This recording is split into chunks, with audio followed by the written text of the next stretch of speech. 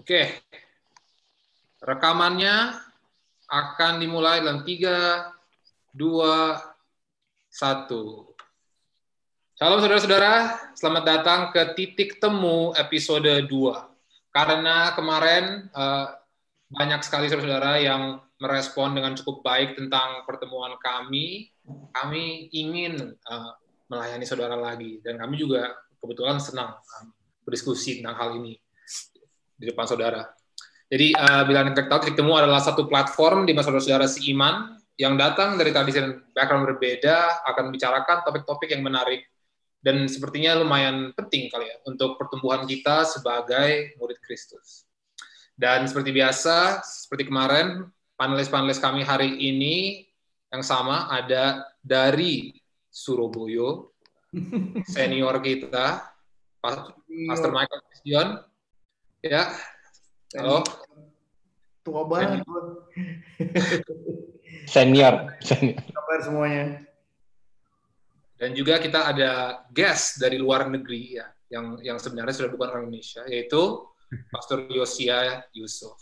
Oke. Halo guys. Dan Halo. Halo. Dan yang pasti ada penatua pengajar kami dari Covenant City Church, Pak Pendeta Rezar Putra. Halo, Pak Pendeta, Shalom. Shalom. Penatua yang lainnya yang berada di sini. Oke, jadi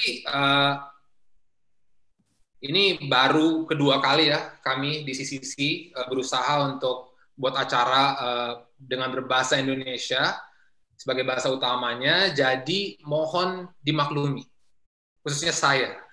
Yang Indonesia kurang baik dan benar mungkin kadang-kadang. Dan besar juga. Dan sama seperti yang terakhir, panelis akan mendiskusikan topik-topik hari ini.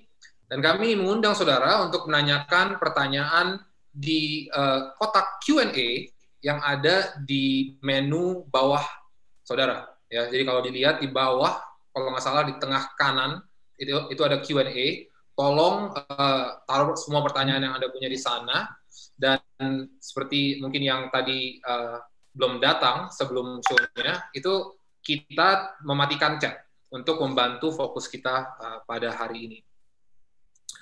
Dan sekali lagi, kalau misalnya saudara mau bertanya, mohon ditanyakan dengan penuh belas kasihan dan kasih karunia Roh Kudus ya. Jadi tolong diusahakan dengan cara yang baik dan menyenangkan, dan yang paling penting tidak menyebut merek.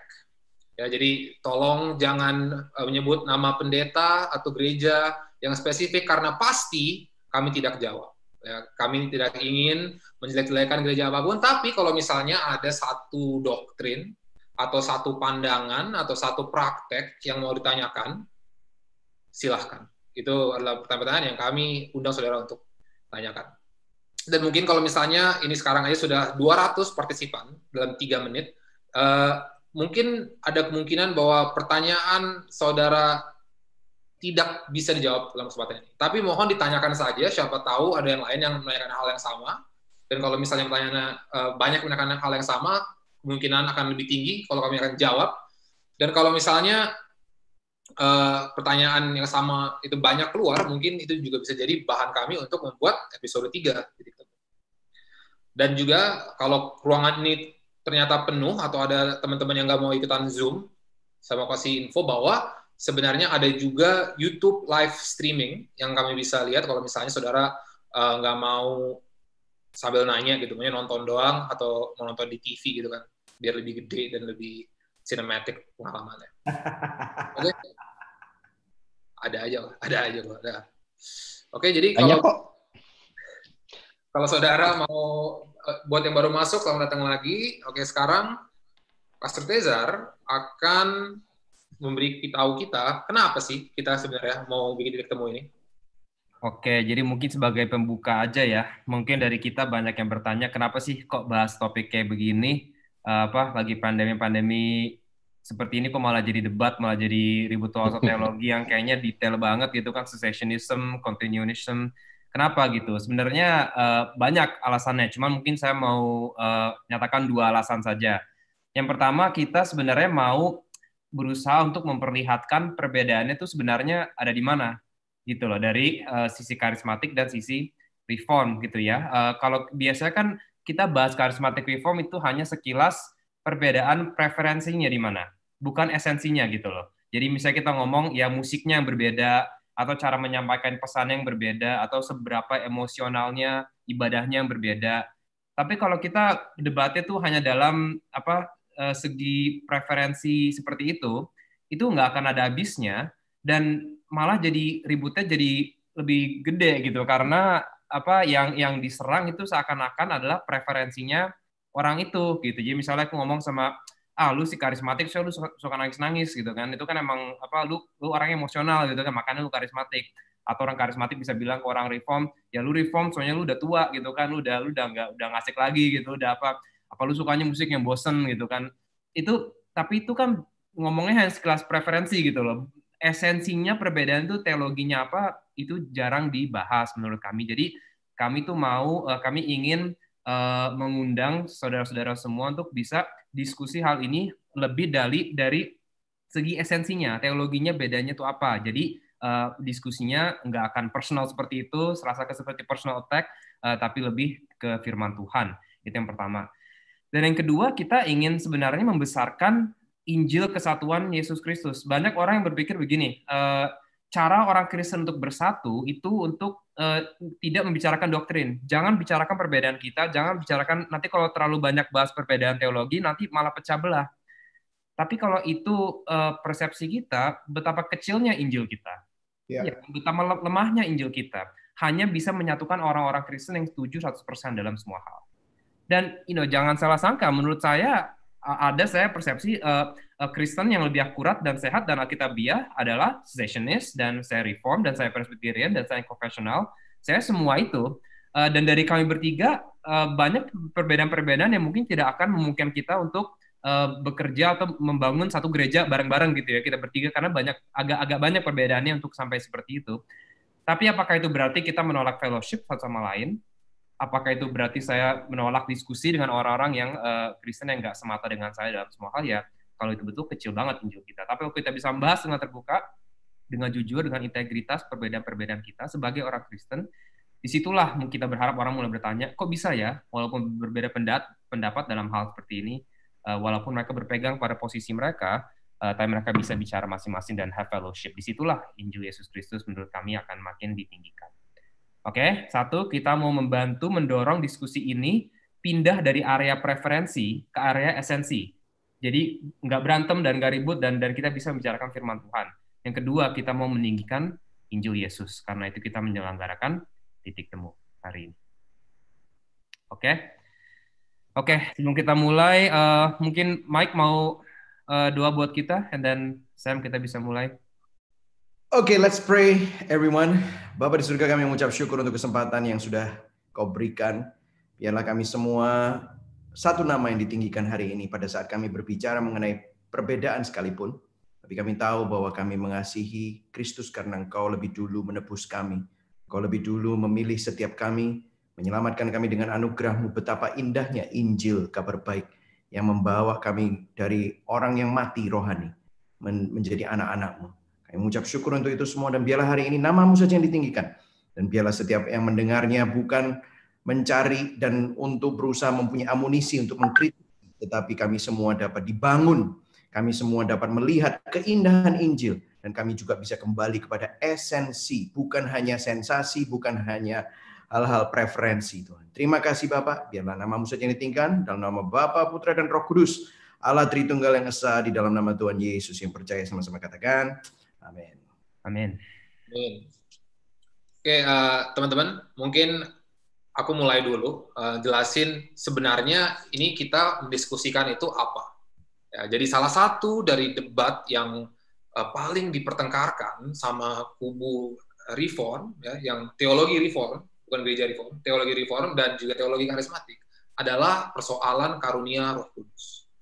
Dan bagaimana sebenarnya karunia Roh Kudus itu bekerja dalam dunia ini. Nah, dalam satu sisi itu ada posisi reform yang namanya cessationism. Itu bahasa Inggris agak susah, dan itu sebenarnya artinya adalah bahwa kita percaya bahwa ada beberapa karunia Roh Kudus yang sudah berhenti bekerja di dunia setelah zaman para rasul. Kontrasnya, ada posisi namanya continuationisme, yang dari continue, yang artinya itu. Jadi bahwa semua karunia Roh Kudus yang tertulis di Alkitab, itu berlanjut dari zaman rasul, sampai sekarang, dan sampai nanti Maranatha Tuhan datang kembali. Dan malam ini kita akan diskusikan mengapa setiap kubu mempercayai apa yang mereka percayai. Jadi dengan itu, kalau misalnya saudara lupa, kita akan memakai kata continuationisme, cessationisme secara sering ya. Dan di Instagram kami sudah posting definisi-definisi kata itu. Kalau saudara lupa dan ingin mengikuti, jadi bisa lihat ke sana, dan ada beberapa definisi kata-kata lain. Jadi mungkin dari itu kita mulai dari Tezar dulu deh. Ya, apa sih sebenarnya pandangan teologi reform tentang karunia Roh Kudus, dan apa sih sebenarnya yang dikatakan oleh cessationisme? Oke, jadi kita semua udah diberi waktu 7 menit ya untuk pertama give our posisi ya dan defend-nya ya. Dan dalam 7 menit pastinya kita semua nggak bisa bahas semua yang kita mau bahas, tapi saya mau summarize mungkin kedua poin ini saja. Oke, saya bahas yang pertama dulu. Kenapa saya cessationist dan kenapa orang reform itu pada dasarnya dan secara klasikal itu dari dulu historical mereka memang cessationist. Yang pertama, kita percaya bahwa mujizat itu terjadi di dalam Alkitab hanya pada saat secara menyeluruh, kebanyakan hanya terjadi pada saat perubahan era di dalam sejarah penebusan. Mukjizat-mukjizat terjadi di dalam Alkitab hanya pada saat perubahan era di dalam sejarah penebusan. Redemptive history, sejarah penebusan itu salah satu phrase yang kita gunakan untuk describe itu ya, history keselamatannya dunia dari awal sampai akhir. Tuhan mau menyelamatkan kita, cerita seperti apa. Oke, coba kita lihat. Kalau orang pikirkan mukjizat itu di Alkitab kejadian di mana saja, kebanyakan orang mikirnya itu di semua halaman Alkitab banyak mukjizat, banyak kejadian-kejadian seperti ini yang Tuhan berikan orang untuk melakukan ini, melakukan itu, dan di setiap satu ada terus itu. Tapi sebenarnya kalau kita baca Alkitab enggak seperti itu. Ada tiga era, 3 episode dalam Alkitab di mana Tuhan itu memberikan kekuatan untuk seorang manusia untuk melakukan mukjizat. Oke, ada tempat-tempat lainnya, tapi secara mayoritas itu di dalam 3 era ini. Era pertama itu di Musa dan Joshua. Oke, itu dari buku Keluaran sampai Joshua ya, yang kira-kira waktunya 1445 BC sampai 1380 BC, kira-kira 65 tahun. Setelah itu nggak kelihatan mukjizat-mukjizat seperti ini intensnya. Kadang-kadang sekali-sekali mungkin, dan itu pun juga kita harus ragukan sebenarnya mukjizat yang Tuhan kasih orang untuk supaya bisa dilakukan mukjizat atau suatu mukjizat yang terjadi saja, bukan karena Tuhan memberikan kekuatan itu kepada satu tokoh atau orang gitu ya. Habis itu era selanjutnya adalah Elijah dan Elisha. Indonesianya ya. Elijah dan Elisa. Oke, di First King, 1 raja-raja ya. 1 raja-raja dan 2 raja-raja. Itu era kedua di mana banyak mukjizat terjadi oleh 2 tokoh tersebut. Dari 860 BC ke 795 BC kira-kira. Which is sekali lagi sekitar 65 tahun. Habis itu mati lagi. Berhenti lagi, nggak ada mujizat-mujizat seperti itu yang dilakukan di dalam Alkitab. Yang ketiga dan yang terakhir menurut orang cessationist adalah di era Yesus dan para rasul Yesus. Jadi dimulai dari hidup dan ministrinya Yesus sampai kematiannya Yohanes. Itu kira-kira 60 sampai 5 sampai 70 tahun. Setelah itu, kalau kita bicara soal Alkitabiah ya, kalau kita mau ngomong di luar ada kejadian apa kita itu diskusi lain. Yang sekarang kita omongin apa yang berada dalam Alkitab. Setelah itu dalam Alkitab nggak ada lagi. Di 1 Korintus 12 ada mungkin hint itu, tapi setelah itu nggak ada lagi. Itu 70 tahun kira-kira Yesus sampai kematian Yohanes. Oke, sekarang saya bahas kenapa Tuhan memberikan manusia dan tokoh-tokoh tersebut kekuatan untuk melakukan mukjizat-mukjizat.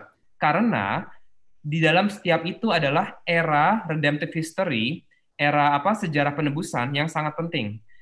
Yang pertama, Musa. Dan kita bicara perjanjian lama dulu ya. Kenapa Musa dan Elijah itu kenapa signifikan? Pertama, Musa merepresentasikan era hukum Allah, era Torah, the law, ya kan, hukum ya bahasa Indonesianya ya, the law, hukum Taurat, eranya hukum Taurat. Oke. Elijah itu representasi eranya para nabi. Oke, habis itu para nabi semua kan awalnya itu yang besarnya Elijah yang paling utamanya. Dan dua era ini di Perjanjian Baru itu disatukan menjadi satu phrase, hukum dan Taurat dan para nabi, Taurat dan para nabi, Taurat dan para nabi. Contohnya, Sam, aku udah kirim, tapi kalau nggak bisa share screen nggak apa-apa, aku baca aja. Matius 5:16. Janganlah kamu menyangka bahwa aku datang untuk meniadakan hukum Taurat atau kitab para nabi, kata Yesus. Ya kan, dijadikan satu. Dua era yang penting. Matius 22:40. Pada kedua hukum inilah tergantung seluruh hukum Taurat dan kitab para nabi. Lagi dua era yang paling penting. Yohanes 1:45. Filipus bertemu dengan Nathanael berkata kepadanya, kami telah menemukan dia yang disebut oleh Musa dalam kitab Taurat dan oleh para nabi, yaitu Yesus, anak Yusuf dari Nazaret.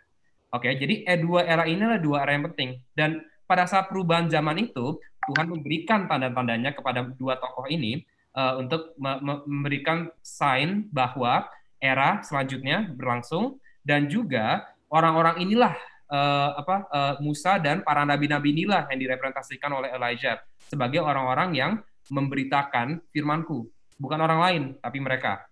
Oke. Sekarang ke Perjanjian Baru. Apa yang spesial dari eranya Yesus? Oke, ya kita semua tahu itu adalah era di Perjanjian Baru ya. Ini udah kan Musa, Taurat, nabi-nabi, Elijah. Sekarang Yesus dan para rasul adalah era baru. Era baru lagi yang menggenapi semua janji-janji Tuhan di Perjanjian Lama. Sekarang saya tanya, menurut kalian semua kenapa di Bukit Transfigurasi ya, di Gunung Transfigurasi ya, kenapa yang berada di situ siapa aja yang berada di situ? Yesus dan Musa dan Elijah. Kenapa? Karena Yesus mau memberitakan bahwa dialah yang menggenapi semua yang diberitakan oleh Musa dan Elijah. Ini era pemenuhannya. Ini fulfillment-nya. Begitu. Dan kita lihat Tuhan sekali lagi pada era Yesus dan para rasul dalam perubahan era ini memberikan mereka kekuatan untuk melakukan mukjizat-mukjizat. Oke. Di dalam sekarang kita bahas eranya Yesus ya, era ini ya, yang perubahan era ini. Apa saja yang terjadi dalam era-era ini? Banyak hal yang terjadi yang sifatnya hanya terjadi satu kali. Inkarnasi Yesus, kematian Yesus, kenaikan Yesus, kebangkitan Yesus, kenaikan Yesus, dan turunnya Roh Kudus Yesus. Pentakos, apa itu? Apa itu Pentakos? Pentakos adalah di saat di mana Yesus memberikan rohnya kepada umat-umatnya. Saya mau memberikan argumen dan orang Reform secara historical itu beri argumennya begini. Semua itu adalah sesuatu spesial yang terjadi pada saat perubahan era itu. Inkarnasi Yesus dan Roh Kudus berada loh dalam semua itu loh. Inkarnasi Yesus, kenapa Yesus bisa jadi manusia? Apa yang membuat rohnya Maria menjadi spesial? Roh Kudus. Ya kan? Kematian Yesus, itu juga Roh Kudus, dibaptis Yesus, ministry Yesus, Roh Kudus berada di situ semua. Kebangkitan Yesus, Roh Kudus, kenaikan Yesus, Roh Kudus. Jadi dan juga Pentakos, Roh Kudus turun. Jadi semua ini Pentakos itu nggak ada Pentakos kalau menurut Reform, kedua, ketiga, keempat, kelima, nggak ada. Karena Pentakos itu adalah satu event, bareng-bareng ini semua, yang menandakan the turning of the era.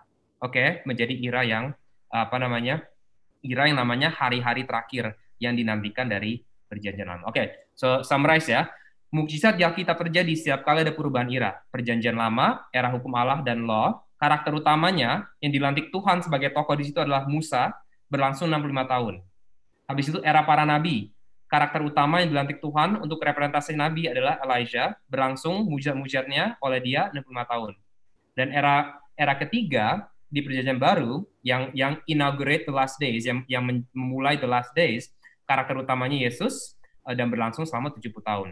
Nah, Musa ada Yosua, iya, Elijah ada Elisa, iya, dan Yesus ada rasul-rasulnya, iya. Tapi tetap tokoh utamanya adalah dia. Oke, sekarang saya ke poin kedua ya.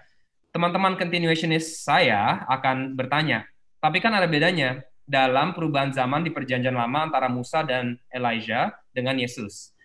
Apa bedanya? Kalau di eranya last days, eranya Yesus, dan era para rasul, yang bisa melakukan mukjizat bukan hanya Yesus dan para rasul, yang bisa melakukan mukjizat adalah orang-orang lain yang berada di situ. Ya kan, orang lain juga speak in tongues, orang-orang lain juga nubuatan, orang lain juga mukjizat, healing segala macam.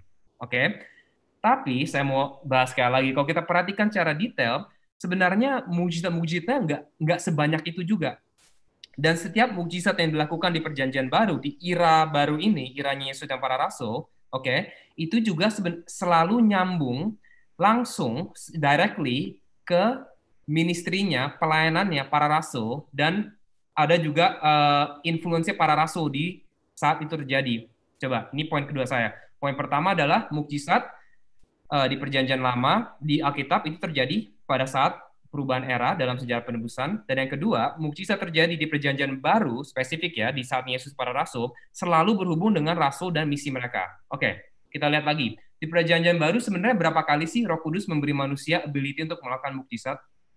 Yang intinya ya, di buku Kisah Para Rasul ada 3 kali. Oke, ada satu lagi yang pasal 19 yang agak sedikit out of the norm, tapi yang fokusnya, yang besarnya 3 kali. Yang pertama, pastinya kita semua tahu di pasal 2, ya kan, di Yerusalem, di mana Roh Kudus turun dan Pentakos. Oke, jadi awalnya di Yerusalem, siapa orang-orang yang berada di situ? Para rasul, dan banyak orang-orang datang dari negara lain yang juga berada di situ, ya kan? Tiba-tiba para rasul bisa berbicara dengan bahasa yang dimengerti oleh orang-orang lain. By the way, speaking in tongues itu, dan saya yakin Yosi dan Michael juga bisa agree ya, speaking in tongues bukanlah sesuatu babbling atau sebuah kata-kata yang bukan sifatnya sebuah language, sebuah bahasa manusia yang sudah ada. Jadi speaking in tongues di Alkitab itu, misalnya saya menyatakan Injil dalam bahasa Perancis, padahal saya nggak bisa bahasa Perancis. Atau Yosia menyatakan Injil Tuhan dalam bahasa Jawa, padahal Yos nggak bisa bahasa Jawa, gitu kan? Atau Mike menyatakan Injil dalam bahasa Russian, nggak bisa. Nah, itu baru speaking in tongues. Jadi orangnya itu sebenarnya mengucapkan Injil dalam bahasa yang dia tidak mengerti. Itu yang terjadi di Kisah Rasul pasal 2. Kenapa? Karena itu adalah pembalikan kutub Tower of Babel. What's Tower of Babel in Indonesian? Menara Babel. Menara Babel. Apa yang terjadi di Menara Babel? Kita mau menuju Tuhan dengan kuasa kita sendiri dan kekuatan kita sendiri. Tuhan mengutuk kita dan dipencarkan bahasa-bahasanya di ocak-acik gitu kan. Nah, sekarang Roh Kudus turun, bukan kita naik ke Tuhan, Roh Kudus yang turun ke kita. Apa yang terjadi? Semua bahasa unite, bukan memisahkan tapi unite semua yang berada di situ. Ini pembalikan Babel dan hanya terjadi sekali. Oke. Yang pertama itu terjadi di pasal 2 di Yerusalem. Yang kedua terjadi di Kisah Para Rasul pasal 4 ayat 14 sampai 17. Di mana itu tempatnya? Coba saya nggak ada nih sini. Tapi tempatnya di Samaria. Itu terjadi di Samaria. Siapa yang ke situ? Para rasul. Lagi, mereka ke situ dulu, baru setelah mereka ke situ, itu kejadian. Habis itu yang ketiga, terjadi di Kisah Para Rasul pasal 10. Ayat 1 sampai 45 ya. Tempatnya di mana? Caesarea. Caesarea itu bukan lokasi Israel lagi, itu sudah the ends of the earth, itu sudah di luar Yerusalem. Siapa yang ke situ? Petrus ke situ, para rasul ke situ. Baru setelah para rasul ke situ, Roh Kudus datang, dibaptis oleh Roh Kudus, dan itu baru kejadian, dan semua orang speaking in tongues segala macam. Yerusalem, Samaria, dan ujung bumi. Itu mirip nggak dengan sesuatu yang diberitakan di Kisah Para Rasul pasal 1 ayat 8? Apa misi para rasul? Misi para rasul di pasal 1, Kisah Para Rasul pasal 1 ayat 8 adalah you will share the gospel in Jerusalem, and then Samaria, and then the ends of the earth. 3 titik itu. Jadi, saat di mana Roh Kudus pertama datang ke tempat itu, memang ada sebuah mukjizat yang besar yang orang-orang melakukan hal-hal yang extraordinary, tidak normal. Karena Tuhan ingin menyatakan bahwa rasul-rasul saya yang akan saya utus ke seluruh dunia, merekalah Yesus memberikan mereka otoritas menjadi pusat sebagai inisiasi dari era baru ini. Tapi para rasul selalu berada di situ. Oke. Satu lagi mungkin saya akan bahas beberapa ayat di kisah para rasul yang fokusnya memang kenubuatan-nubuatan dan mujizat ini dilakukan oleh para rasul dan bukan orang-orang lain. Memang ada orang-orang lain di situ yang melakukan itu, tapi tidak disconnected dari keberadaan dan ministrinya para rasul juga yang datang ke tempat itu, baru itu kejadian. Jadi nggak randomly secara acak, oke? Dan juga satu lagi saya mau ngomong, kalau kita lihat di buku kisah para rasul, mujizat-mujizat ini mati lama-lama, berhenti. Di terakhirnya di buku kisah para rasul udah nggak banyak lagi. Dan setelah itu udah nggak banyak lagi. Cuma sekali lagi di 1 Korintus pasal 12 di mana ini dibahas lagi. Itu kita bisa bahas juga kalau kita mau. Oke. Terakhir nih saya akan ngomong. Ini udah berapa menit, Sam? Udah lewat belum? Lewat dikit lah. Oke. Terakhir ya. It's okay, bro. It's okay. Terakhir nih. Oke, kisah seringkali walaupun banyak orang-orang lain, orang Kristen lain di kisah para rasul yang memang bisa speaking tongues, bisa melakukan mujizat, tapi mereka itu fokusnya masih rasul-rasul tersebut. Oke? Contohnya, kisah para rasul pasal 2 ayat 43. Maka ketakutanlah mereka semua. Sedang rasul-rasul itu mengadakan banyak mujizat dan tanda. Siapa yang mengadakan banyak mujizat dan tanda? Rasul-rasul itu. Kisah 5:12. Dan oleh rasul-rasul diadakan banyak tanda dan mukjizat di antara orang banyak. Oleh siapa? Oleh rasul-rasul itu. Semua yang percaya datang. Kisah para rasul 14 ayat 3. Paulus dan Barnabas tinggal beberapa waktu lamanya di situ. Mereka mengajar dengan berani karena mereka percaya kepada Tuhan dan Tuhan menguatkan berita tentang kasih karunia-Nya dengan mengaruniakan kepada mereka kuasa untuk mengadakan tanda-tanda dan mujizat. Kepada siapa Tuhan mengaruniakan kuasa untuk mengadakan itu? Kepada para rasulnya, bukan semua orang. Kisah 15:12. Maka diamlah seluruh umat itu. Lalu mereka mendengarkan Paulus dan Barnabas menceritakan segala tanda-tanda dan mujizat yang dilakukan Allah dengan perantaraan mereka di tengah-tengah bangsa-bangsa lain. Dengan perantaraan rasul-rasul itu. Jadi, walaupun memang ada saat di mana pertama Roh Kudus masuk ke dalam suatu era baru, ada percikan yang memang agak besar dan orang-orang di luar para rasul juga kena istilahnya. Tapi fokusnya masih adalah para rasul-rasul tersebut. Dan setelah para rasul meninggal, era para rasul habis, kejadian-kejadian itu Roh Kudus, kalau orang cessationist bilang Roh Kudus tidak lagi melakukannya karena kenapa? Karena perjanjian baru sudah ditulis oleh para rasul-rasul itu.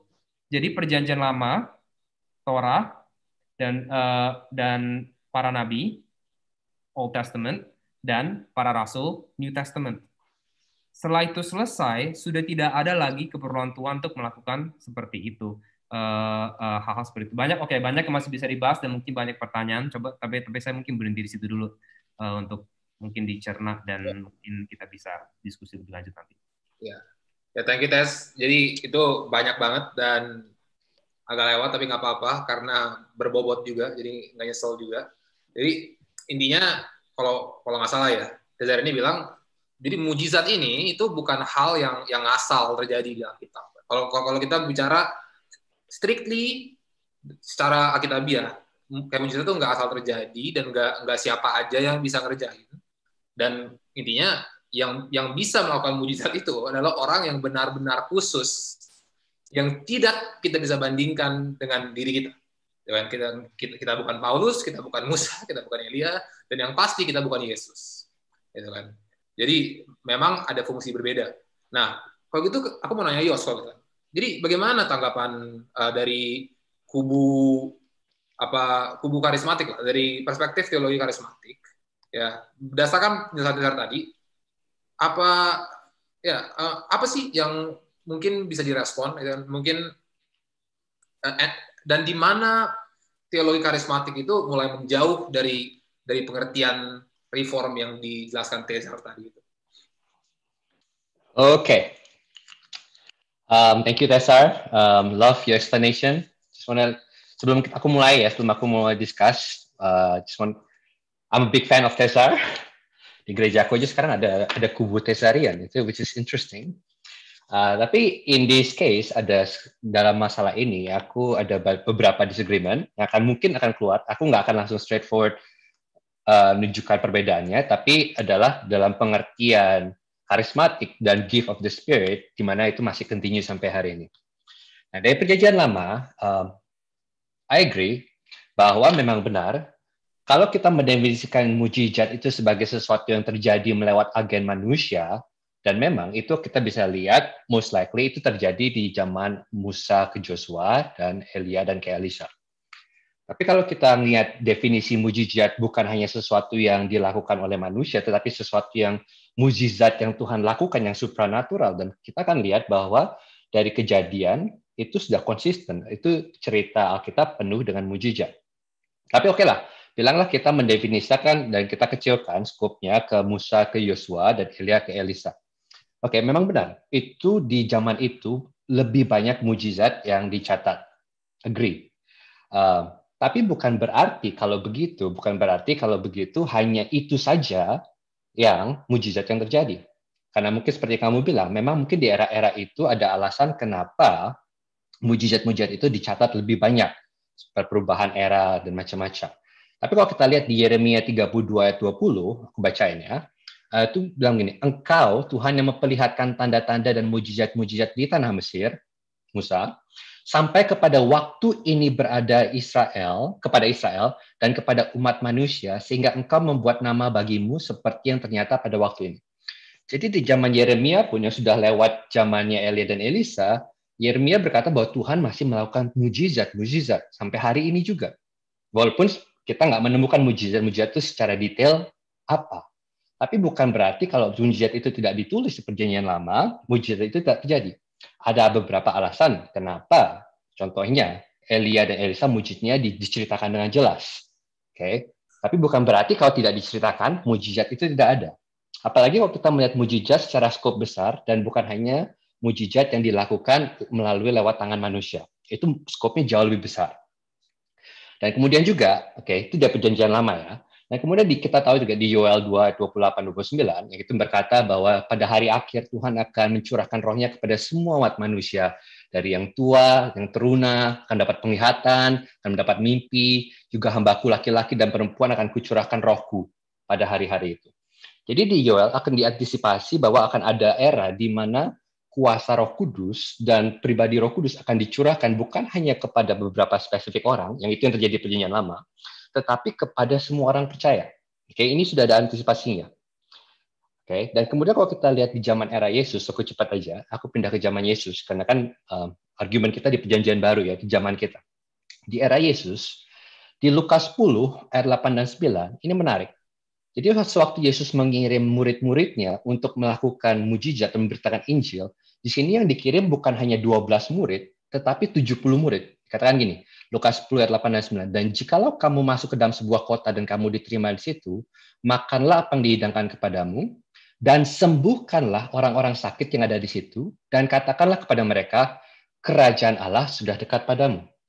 Dan kemudian 70 ini pergi dan kemudian kembali dan bercerita kepada Yesus, di mana semua setan-setan tunduk akan perintah mereka dan mujizat terjadi. Dan Yesus berkata, itulah tanda kerajaan Allah sudah datang.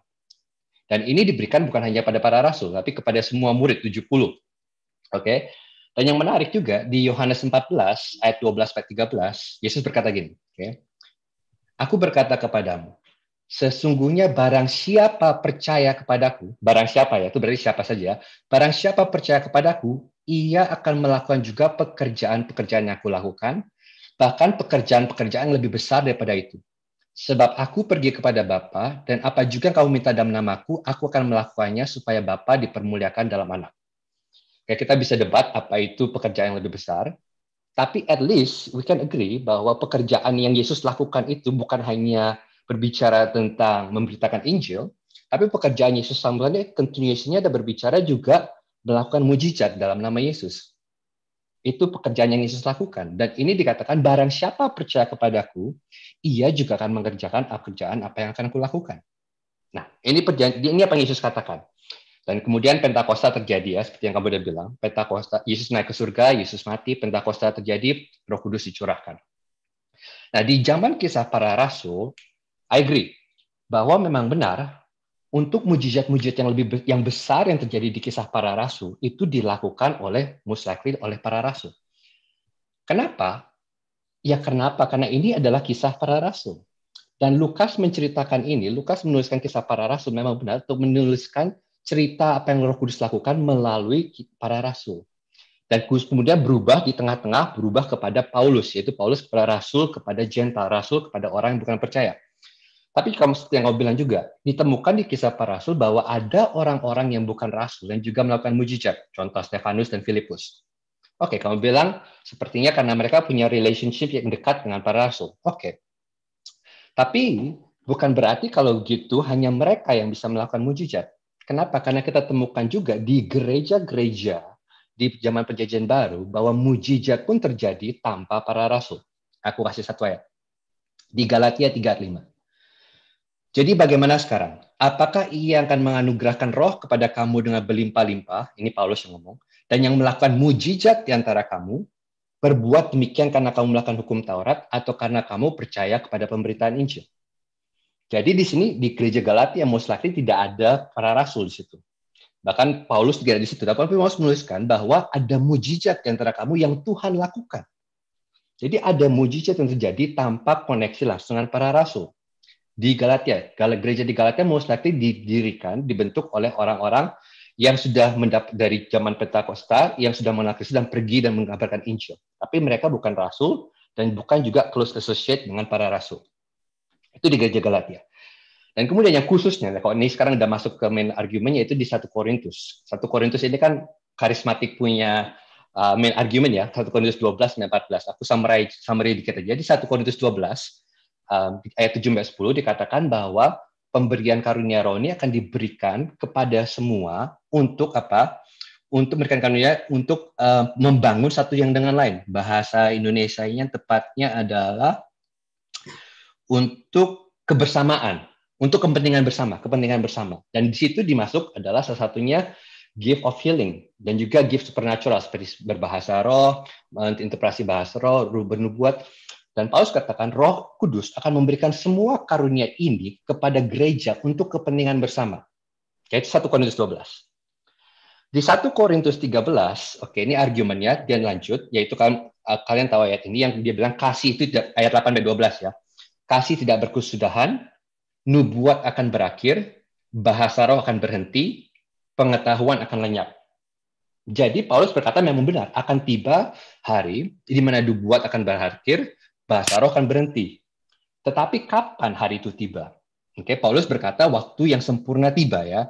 Waktu yang sempurna tiba, kita tidak akan membutuhkan itu lagi. Nah, apa itu yang sempurna? Apakah yang sempurna itu di sini berbicara bahwa Alkitab waktu canonized of the New Testament? I don't think so. Apakah dengan adanya Alkitab kita sekarang menjadi gereja yang sempurna? I don't think so. Karena sampai saat ini pun kita masih salah, maka kita bisa punya argumen seperti ini. Kenapa? Karena kita masih belajar menginterpretasikan Alkitab dengan benar. Masih ada argumen. Apakah yang benar? Apa itu benar?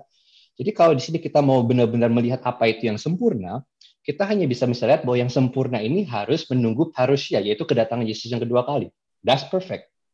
Jadi di era antara sampai dari zaman para rasul sampai Yesus datang kembali, berarti ada ekspektasi bahwa karunia Roh Kudus yang diberikan kepada gereja itu akan terus berlanjut, nggak akan berhenti. Okay? Dan kemudian khususnya di 1 Korintus 14, yaitu Paulus sendiri berkata, kejarlah kasih dan usahakanlah dirimu memperoleh karunia-karunia roh, terutama karunia untuk bernubuat. Jadi Paulus berkata bahwa kita harus mengejar, cari karunia-karunia roh ini. Dan ini dituliskan untuk gereja. Dan untuk semua gereja. Kalau kita perhatikan gereja di Roma, gereja di Galatia, gereja Tesalonika, gereja-gereja ini memanifestasikan supernatural gift of the Holy Spirit yang terus berkelanjutan. Dan kalau ini ditulis pada Paulus untuk semua gereja-gereja, I don't see any reason, aku nggak bisa melihat alasan kenapa tiba-tiba harus gift ini berhenti dengan adanya Alkitab atau dengan tidak adanya lagi para rasul. Karena di Perjanjian Baru nggak pernah ada explicit ditulis bahwa gift ini akan berhenti. Tapi malah yang terjadi adalah gift ini akan terus berlanjut sampai yang sempurna itu tiba. Di Efesus 4 juga sampai gereja menjadi sempurna dewasa. Di Efesus 4 ayat 12 sampai 13 kalau nggak salah. Sampai gereja menjadi dewasa, karunia-karunia-Nya akan terus membentuk gereja. Dan di 1 Korintus 13 sampai yang sempurna datang, kita akan terus dibentuk dengan karunia-karunia roh. Dari sisi itu berarti dengan kata lain, I don't see any reason, kecuali kalau kita mau ambil theological deduction seperti yang kamu lakukan tadi, kita lihat dan mau ngambil create conclusion tanpa tertulis di Alkitab, dan aku bisa lihat kenapa gift of the Spirit berhenti. Tapi kalau kita lihat dari ayat dan penjelasan ayat yang secara langsung, aku nggak bisa menemukan di Alkitab yang berkata bahwa semua gift ini, khususnya supernatural gift, harus berhenti. Ya, di situ argumenku ya. Oke, thank you Yosi, dan on time luar biasa. Ya, jadi apa yang Yosi ini intinya bilang adalah bahwa dia nggak setuju dengan Tezar karena menurut dia itu di Alkitab sendiri tertulis bahwa lebih banyak mujizat dan lebih banyak orang yang bisa mujizat dan lebih sering daripada apa yang mungkin tadi Tezar katakan. Dan juga untuk Yosi dan untuk posisi teologi Yosi bahwa tidak ada alasan mengapa kita harus mengatakan bahwa harus benar-benar berhenti, gitu kan? Jadi sepertinya pandangan karunia Roh Kudus Yosia itu lebih merakyat, ya, bisa ngomong dan lebih jauh. Nah, kalau gitu kita tanya kakak kelas kita, ya ini kayaknya jauh sekali, gitu kan? Ini bisa nggak? Ada nggak sih titik temunya sebenarnya? Iya. Kakak kelas ini maksudnya gue gitu. Bukan kakak kelas lah, men. Jangan begitu. Oke, thank you untuk penjelasannya. Very, very good and thorough. I think semua yang mendengar bisa menangkapnya dengan baik. Dan sebenarnya kalau balik dari posisi saya sendiri, saya sebenarnya ada di antara kedua penjelasan ini. Seperti yang saya tetap konsisten seperti yang di ronde pertama, bahwa saya menyetujui apa yang Tezar katakan, tetapi saya juga tidak bisa mengingkari secara praktikal apa yang disampaikan oleh Yosia. Dan secara pribadi saya pun juga mengalami itu semua. Saya rasa kedua hal ini secara skriptural tadi sudah disebutkan, maka disinilah saya akan memberikan sebuah pandangan filosofikal ya, pandangan filosofikal, karena yang kita temukan adalah pada saat kita menekankan sesuatu terlalu dan kita menekankan sangat ekstrim, maka itu terjadi sebuah penyimpangan. Dan ini yang terjadi juga, dan either way, pendulumnya ke kanan atau ke kiri, apapun itu menjadi sangat ekstrim sehingga akhirnya bisa ada penyimpangan sehingga kehilangan esensi. Kan tadi kita ngomongin esensi bukan preferensi.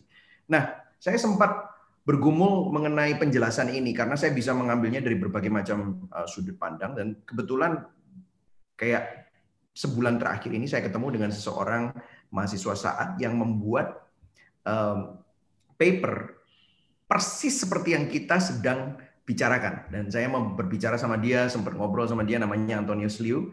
Dia adalah mahasiswa saat di MTH, dan dia berbagi kepada saya sebuah buku, dan saya sempat skim bukunya karena saya beli di Kindle, dan dia memberikan sebuah pandangan. Nah, saya akan share screen ini, saya akan share presentasi ini, dan kemudian saya akan tunjukkan kepada Anda bagaimana penyimpangan itu dapat terjadi, dan kemudian pada saat yang sama bagaimana kita bisa menyeimbangkannya gitu untuk menemukan sebuah titik temu. Dan ini juga tidak harus diadopsi, tetapi ini saya adopsi karena ini merupakan sebuah filosofi ministry yang kami juga lakukan di gereja lokal kami di Gibeon Church. Meskipun kami GBI, kami juga sangat berusaha untuk memelihara tension antara kedua hal ini. Ini disadur dari Spirit Word Community, buku yang ditulis oleh Amos Yong. Dia judulnya adalah, ini bukunya ada di sini saudara ya, Spirit Word Community Theological Hermeneutics in Trinitarian Perspective. Nah, kalau Anda lihat ada sebuah triangle di sini adalah Roh Kudus, Firman, dan komunitas. Nah, saya akan jelaskan dulu. Ini adalah trialektika yang diproposkan oleh Amos Yong untuk bisa diadopsi oleh gereja-gereja karismatik supaya mereka menjadi gereja karismatik yang sehat. Nah, apa maksudnya? Nah, ada beberapa penyimpangan-penyimpangan yang terjadi dan kita bisa melihat sendiri, saya tidak bisa pungkiri, saya pun juga grow up dari gereja karismatik. Kadang-kadang normatifnya seorang Pentakostal atau seorang karismatik adalah Roh Kudus berbicara kepada dirinya melalui firman Tuhan, melalui keadaan kehidupan dan yang lain-lain. Roh Kudus berbicara. Dan apa yang terjadi seringkali tidak dicek dengan firman, tetapi langsung dibagikan kepada komunitas. Itulah sebabnya Pentecostal theology itu disebut encounter theology. Jadi experiential teologi, ya, teologi eksperiensial. Dan itulah sebabnya sangat akrab dengan kesaksian. Sehingga apa yang terjadi? Roh Kudus ngomong begini, Roh Kudus menolong saya, Roh Kudus begini, dan disaksikan di dalam komunitas. Nah, firman itu selalu nomor 3. Dan firman itu kurang diutamakan. Dan firman itu menjadi sesuatu yang kurang esensi, kurang major di dalam praktek, di dalam karismatik tersebut. Tidak semua. Nah, inilah sebabnya seseorang yang namanya Amos Yong, dia dari Asia, makanya saya suka dengan penjelasan dia, dan menurut saya ini sangat kontekstual. Dia memproposkan sesuatu yang menurut saya sangat baik. Nah, dari penjelasannya Yosia, kalau itu tidak diimbangi dengan firman Tuhan, maka bisa terjadi penyimpangan, karena akhirnya kalau semuanya berdasarkan karunia Roh Kudus, sekali lagi karunia Roh Kudus itu adalah produk dari manifestasi Roh Kudus, adalah produk dari Roh Kudus itu sendiri. Kebanyakan karismatik memiliki pengertian yang kuat tentang karunia-Nya, tetapi tidak memiliki doktrin yang kuat tentang Roh Kudus. Dan itulah sebabnya saya sangat mengapresiasi Reformed Theology, karena mereka mempunyai suatu doktrin yang kuat tentang pneumatologi, sehingga Roh Kudusnya itu yang ditekankan bukan karunia-Nya, tetapi yang ditekankan adalah Roh Kudusnya. Nah, disinilah pada saat kita seorang karismatik atau seorang Pantekosta, dia mengalami sesuatu yang namanya jamahan Roh Kudus atau mungkin secondary revelation dari Roh Kudus, dia harus ke firman. Inilah yang namanya trialektika. Ini bukan urutan tetapi trialektika. Jadi ada percakapan antara ketiga hal ini. Jadi Roh Kudus selalu cocok dengan firman. Dan baru kita bicarakan tentang komunitas. Sehingga komunitas ini juga tidak bisa hanya mendengar apa kata orang menurut Roh Kudus bilang sama dia, tetapi harus dicocokkan dengan firman. Ini selalu tidak bisa dipisahkan. Nah, ini makanya kalau kita bisa lihat trialektika kepada orang Kristen yang percaya akan hal ini sifatnya ordinary dalam kegiatan sehari-hari, sifatnya eklesial dalam komunitas umat percaya, tetapi juga tidak meninggalkan ini, sifatnya akademia dalam penelitian atau kajian firman Tuhan secara khusus. Jadi exegetical-nya dapat. Dan kita melihat semua aspek yang dikatakan itu dari sisi hermeneutika yang benar, dari konteks yang benar secara exegetical. Jadi kita tidak meninggalkan karya Roh Kudus dan seperti yang tadi nubuat. Nanti saya akan jelaskan juga tentang nubuat gitu ya. Tetapi ini semua percakapannya ada. Jadi Roh Kudus, firman dan komunitas ini trialektika bercakap-cakap bersama-sama tanpa meninggalkan hermeneutika yang benar terhadap firman Tuhan. Nah, yang menarik Amos Yong ini memproposkan ini, dan yang menarik ada kesamaan. Ini saya sempat ngobrol dengan Antonius Liu, dan dia juga membuat paper tentang ini, dan ini juga sangat menarik karena John Frame mengemukakan tentang 3 perspektif dalam metode berteologia teologi reform. Ini dari buku Doktrin Pengetahuan tentang Allah ya, John Frame. Nah, dia membuat juga ada teologi triangle seperti trialektikanya Amos Yong, tetapi sedikit berbeda. Dia normatifnya orang reform berteologi itu selalu kembali sola scriptura, words. Dan itu diaplikasikan di dalam situasi hidup. Dan itu di dalam semua situasi. Situasi dalam bernegara, situasi dalam berkeluarga, situasi dalam beretika, yaitu event, situasional. Dan kemudian diaplikasikan di dalam pribadi seseorang. Dan normatifnya itu adalah words, sola scriptura. Ya, jadi semua yang berdasarkan Alkitab, ya, sangat alkitabiah. Jadi kalau kita lihat Alkitab itu normatif, terus kemudian situasi dalam hidup kita sehari-hari, dan kemudian secara eksistensial, disitulah Roh Kudus bekerja melalui firman yang dimengerti dan diinterpretasi melalui konteks masing-masing. Ya, ini teologi reform. Nah, kalau kita titik temunya seperti ini nih. Nah, kalau kita lihat sumber teologi yang utama, sebenarnya dua-dua itu mempunyai keindahan. Cuman masalahnya, kalau yang satu hanya kalau yang Pentakosta karismatik ya, hanya mengutamakan Roh Kudus tanpa kembali kepada firman, maka disinilah ketidakseimbangannya, sehingga bisa terjadi pengkultusan individu, bisa terjadi antroposentris, fokus. Jadi yang difokuskan adalah produk-produk dan karunia-karunia dan benefit-benefit dari Roh Kudus tersebut, sehingga orang yang mempunyai karunia nubuatan akhirnya didukunkan gitu. Nah, inilah sebabnya kita harus kembali kepada Alkitab. Nah, kalau teologi reform dari pertama sudah Alkitab gitu. Nah, disinilah kita bisa melihat. Tetapi di dalam eksistensinya mereka juga mempercayai Roh Kudus. Banyak orang yang berpikir, oh orang sesasionis itu nggak percaya Roh Kudus. Itu salah. Karena mereka mempunyai doktrin Roh Kudus yang sangat kuat. Bahkan John Calvin itu adalah teologian yang sangat mempercayai dan mengagungkan karya Roh Kudus juga gitu. Jadi disinilah kebanyakan kesalah mengertiannya gitu. Ternyata Roh Kudus itu juga ada di dalam Reform Theology. Tetapi Pentakosta karismatik juga sekarang banyak yang mulai sekolah teologi, banyak yang masuk STT dan mulai mempelajari dan mengambil MTH, mengambil DMin, mengambil PhD. Mereka pun juga kembali ke gereja mereka masing-masing. Mereka kembali kepada sola scriptura ini. Nah, dari sini kita bisa melihat bahwa sebenarnya ada cara yang sehat. Kalau misalnya kita itu percaya kontinualisme di dalam karunia-karunia Roh Kudus yang masih terus berlangsung ini, kita harus sadar bahwa karunia-karunia Roh Kudus ini diberikan untuk kemuliaan Kristus dan selalu menunjuk kepada Kristus dan selalu untuk advancement of the gospel. Apa itu ya? Pekabaran Injil, kepentingan Injil, bukan untuk keuntungan pribadi atau agenda pribadi, supaya aku kaya, supaya tokoku rame, supaya aku punya jodoh yang cantik dan hot. Bukan begitu, saudara. Tetapi kita semua hidup untuk kemuliaan Tuhan, kembali kepada tradisi para rasul, Apostle Creed, kembali kepada Westminster Confession.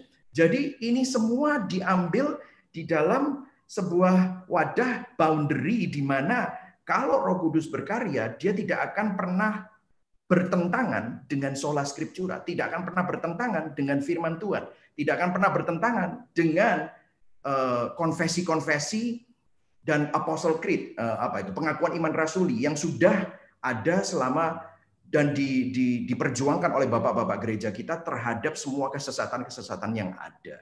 Jadi kalau kita bisa lihat titik temunya ada di sini, bahwa titik temunya adalah Alkitab itu sendiri. Itulah kanonisasi memang merupakan sebuah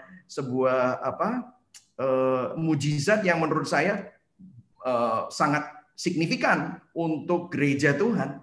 Jadi untuk yang percayakan kontinualisme, kita kembali lagi kepada Alkitab dan kita tidak tinggalkan Alkitab di dalam praktis kita, dan kita tidak pernah keluar dari itu, dan kita juga menghargai pengakuan iman rasuli dan konfesi-konfesi itu tadi. Nah, mengenai implikasi ya. Jadi kita mempunyai pendekatan pada saat kita mendengar firman Tuhan ya. Waktu kita mendengar firman, kita juga mendengar suara Roh Kudus, tetapi waktu kita mendengar suara Roh Kudus, kita harus cocokkan dengan Alkitab. Jadi itu tidak pernah bertentangan. Ini terjadi pada saat yang bersamaan. Dan pendekatan pada menafsirkan firman setiap ada penggalian teks atau fokus pada relevansi atau pengalaman hidup. Jadi penggalian teks belaka juga nggak cukup. Tetapi kita juga harus belajar aplikasinya bagaimana di dalam lensa biblikal. Jadi hermeneutiknya, exegetikalnya itu bagaimana kita bisa aplikasikan di dalam kehidupan kita masing-masing gitu. Nah, tadi sempat ngomong tentang nubuatan ya. Nah, menurut saya kita perlu bedakan antara nubuatan di Perjanjian Lama dan di Perjanjian Baru. Nah, nubuatan di Perjanjian Baru tadi sempat dijelaskan oleh Yosia di 1 Korintus 14 ayat 1 sampai 3. Ini saya ada di sini. Kejarlah kasih itu dan usahakanlah dirimu memperoleh karunia-karunia roh, terutama karunia untuk bernubuat. Siapa yang berkata-kata dengan bahasa roh tidak berkata-kata kepada manusia, tetapi kepada Allah, sebab tidak ada seorang pun yang mengerti bahasanya. Oleh roh, ia mengucapkan hal-hal yang rahasia. Nah, saya fokus ayat yang 3. Tetapi siapa yang bernubuat, ia berkata-kata kepada manusia, ia membangun, menasehati, dan menghibur. Jadi nubuatan di sini berbeda dengan nubuatan yang ada di Perjanjian Lama, di mana nubuatan yang ada di Perjanjian Lama itu seperti sabda Tuhan yang sifatnya itu direktif, korektif, ya, itu semua yang sangat-sangat sabda Tuhan melalui, karena pada waktu itu Pentakosta belum terjadi. Nah, pada saat Pentakosta sudah terjadi, ternyata ada ajakan-ajakan seperti ini. Nah, mengenai nubuatan, ada balance-nya. Disinilah saya mempraktekkan melalui lensa ini tadi ya, melalui lensa dari trialektika itu. Kita harus lihat di sini. Jangan padamkan roh. Nah, firman Tuhan bilang apa? Jangan anggap rendah nubuat-nubuat. Ayat 21. Ujilah segala sesuatu. Jadi harus diuji memang. Diujinya dengan apa? Ya dengan firman Tuhan. Ya, dengan firman Tuhan dalam konteks redemptive history tadi, sejarah penebusan tadi. Apakah ini sesuai? Apakah ini mengagungkan Kristus? Apakah ini ada di dalam konteks sejarah penebusan Allah terhadap umatnya? Gitu. Dan peganglah yang baik. Yang baik adalah yang dalam kacamata Injil tersebut. Gitu. 1 Yohanes 4 ayat 1-3 juga dibilang kan, janganlah percaya akan setiap roh, tetapi ujilah roh-roh itu apakah mereka berasal dari Allah. Nah, disinilah banyaknya keblinger. Kalau kita tidak menguji, maka kita bisa tersesat, begitu ya. Dan dikatakan nubuat akan berakhir karena nubuatan tidak sempurna. 1 Korintus 13 ayat 8-12. Nubuat akan berakhir, bahasa roh akan berhenti, pengetahuan akan lenyap sebab pengetahuan kita tidak lengkap dan nubuat kita tidak sempurna. Jadi memang benar. Jadi jangan hidup oleh nubuat, tetapi hiduplah di dalam firman. Hiduplah di dalam kehendak Allah. Bagaimana tahu kehendak Allah? Melalui firman-Nya. Jadi banyak orang salah kaprah kalau dia seorang karismatik yang hanya hidup dari nubuat satu kepada nubuat yang lain. Disinilah saya mengkritisi, karena meskipun saya sendiri juga dari camp karismatik, saya mengkritisi orang-orang karismatik untuk mereka tidak hidup di dalam nubuatan itu, karena mereka menekankan karunia rohaninya dan meninggalkan esensi dari Injil itu dan meninggalkan esensi dari firman Tuhan itu. Saya rasa titik temunya tadi saya kembalikan ke sini ya, bentar. Nah ini titik temunya ini, dan kalau Anda ingin mempunyai papernya, ini saya sekalian promosi, itu Antonius Liu, dia yang menemukan ini, boleh dicek, dia punya YouTube belajar teologi, namanya Antonius Liu ya, boleh dicek ini. Nah, saya sangat setuju dengan ini, dan saya rasa ada titik temunya, yaitu titik temunya melalui firman Tuhan itu yang akan menyatukan kita, dan Injil Kristus itu yang menyatukan kita. Saya rasa begitu saja dulu. Wow, thank you Ko Mike. Itu keren banget. And kalau misalnya mau tadi ayat-ayat yang Tezar mention atau juga apa yang Yosia bilang itu bisa kabarin kita lewat Instagram. Nanti saya bisa kasih kepada saudara. Jadi kalau nggak salah apa yang tadi Ko Mike bilang, titik temunya adalah bahwa sebenarnya kita harus menaruh firman Tuhan di tempat yang benar saat kita teologi, yaitu di mana? Tempat normatif, ya kan? Sebagai itu. Dan mungkin ini aku ambil sesi pertanyaan pertama ya. Sorry ya guys, aku gatel menanya sama Ko Mike, tapi teman-teman tolong tulis pertanyaan dulu karena ini emang sudah sesi tanya jawab. Tapi saya yang duluan aja. Dan kita akan nanya sama saya. Iya, sama Ko Mike. Kan ada trialektika itu kan. Bener nggak? Jadi sebenarnya nih ini bagi aku yang dari sudut reform. Jadi sebenarnya cara berteologi yang benarnya itu caranya reform, yang dimana Alkitab jadi normatif dan Roh Kudus menjadi eksistensial, kan? Tapi kesimpulan-kesimpulan yang diambil dari metode itu juga bisa mengarah ke posisi continuationism. Is that kira-kira apa yang Mike mau sampaikan gitu? Nah, jadi gini.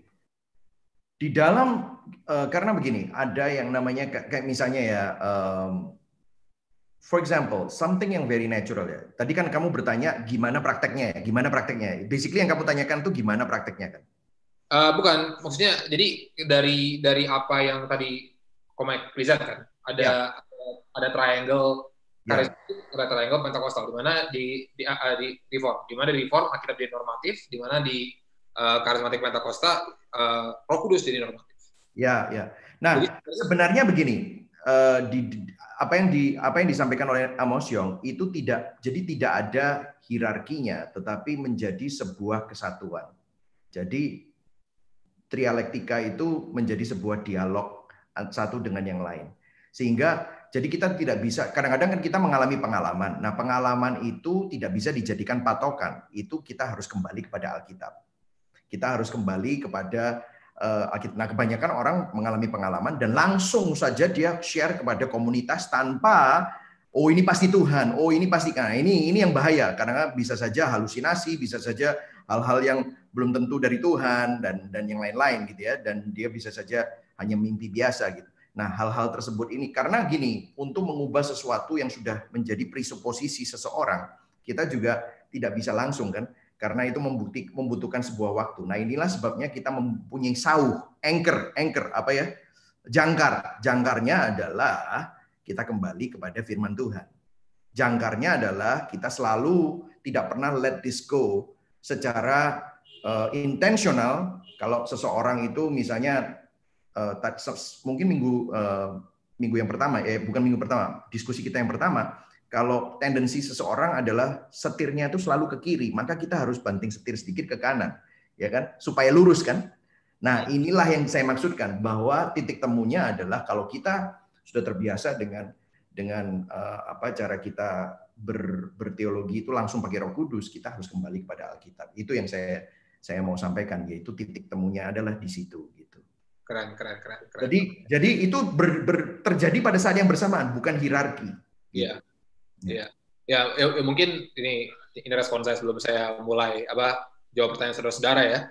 Itu mungkin aku nggak bisa ngelihat bagaimana kita bisa balance Roh Kudus sama Firman.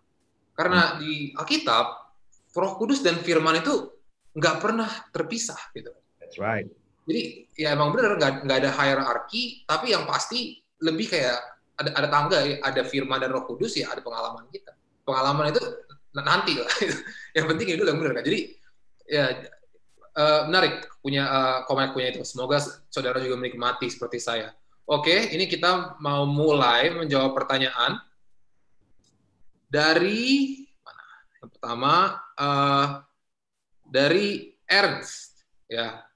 Pertanyaan buat Pastor Tezar, dari paparannya Pastor T seakan mengatakan bahwa karunia bahasa roh adalah untuk menyampaikan Injil atau firman Tuhan ke manusia.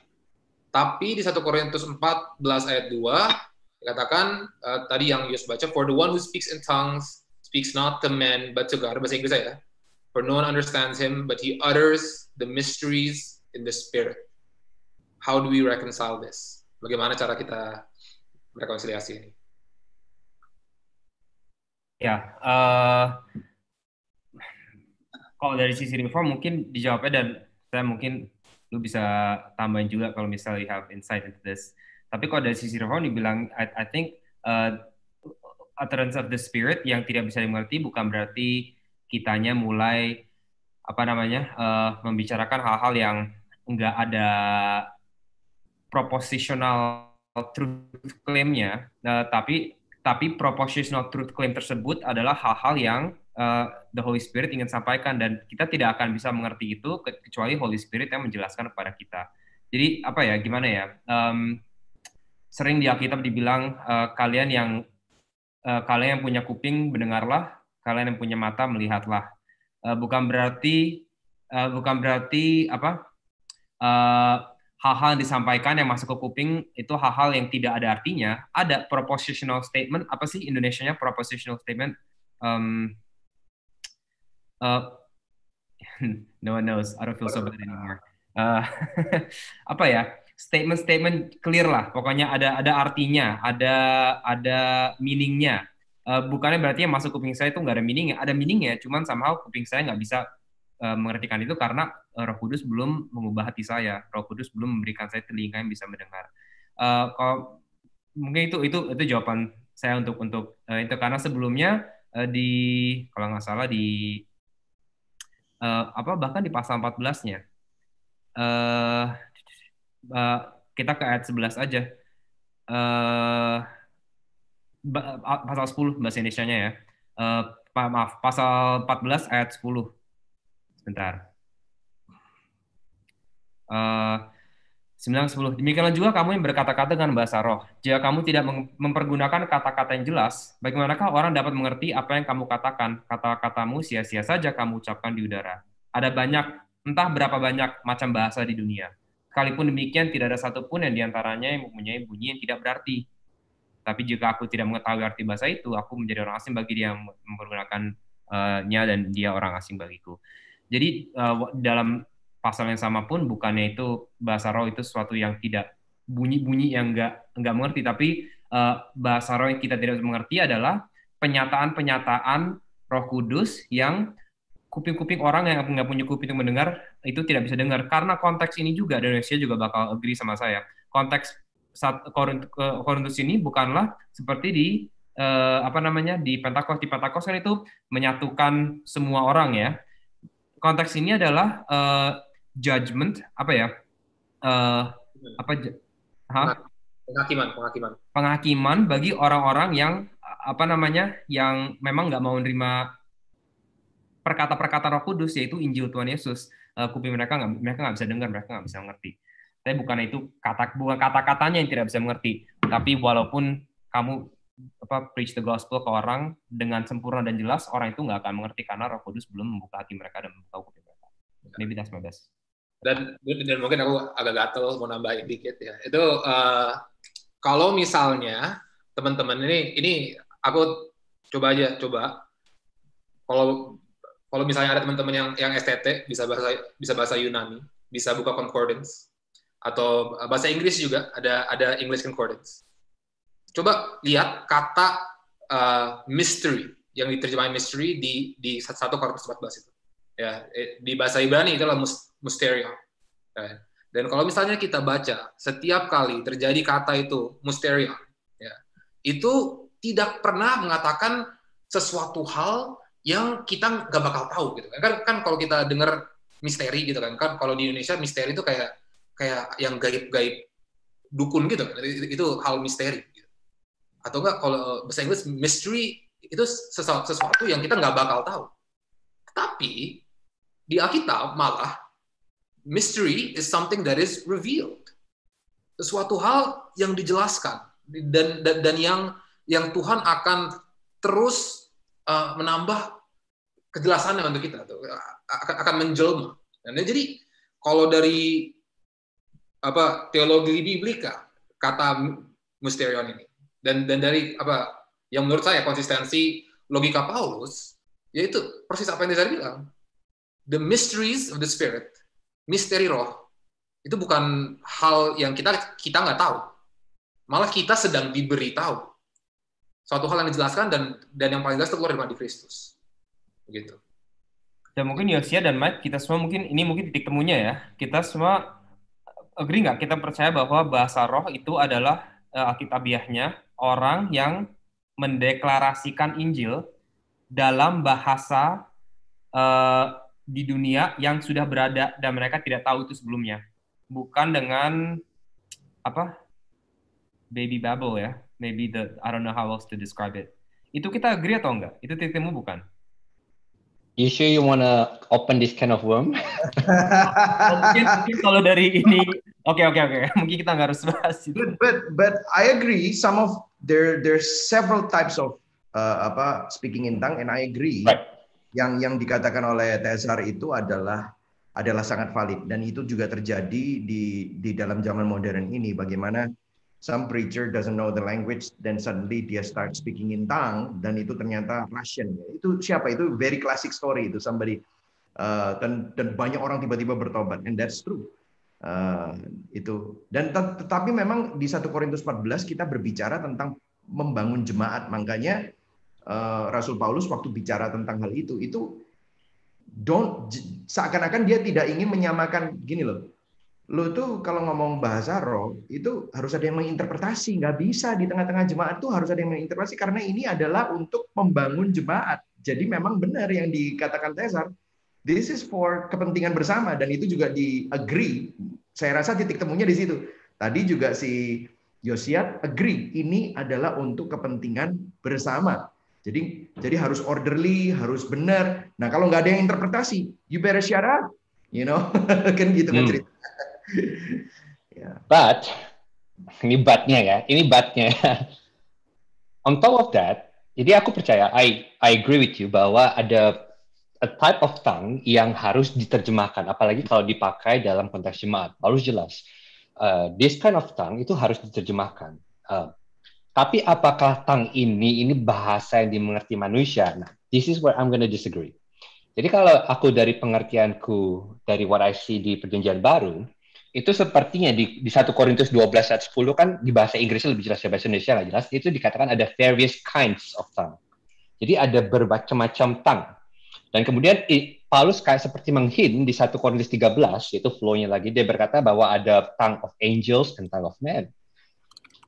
Dan kalau aku bisa lihat yang terjadi di Kisah Para Rasul dan 1 Korintus, itu sepertinya buat aku, ini dari sisi aku sebagai karismatik, itu yang terjadi adalah dua macam tongue yang berbeda.